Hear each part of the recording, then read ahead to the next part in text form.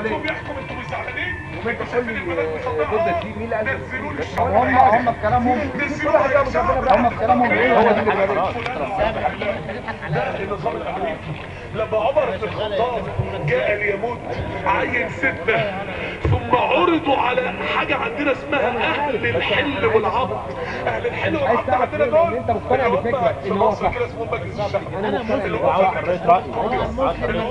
حريه وهي انا مش معاه ولا عايز اسمي، انا بعيد عن المسميات، لا بحب اسمي ليبرالي ولا بحب اسمي علماني ولا انا كده ولا انا كده ولا ليا اعتقاد. انا بشوف الفكره يا جدعان، بحلل الفكره.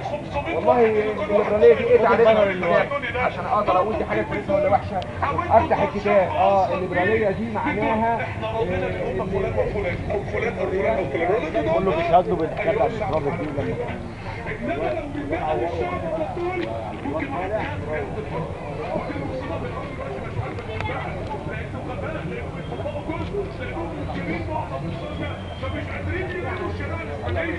مش عارفين يكبروا الشباب مش عارفين. ده المنطق اللي انا بفكر فيه، لكن لا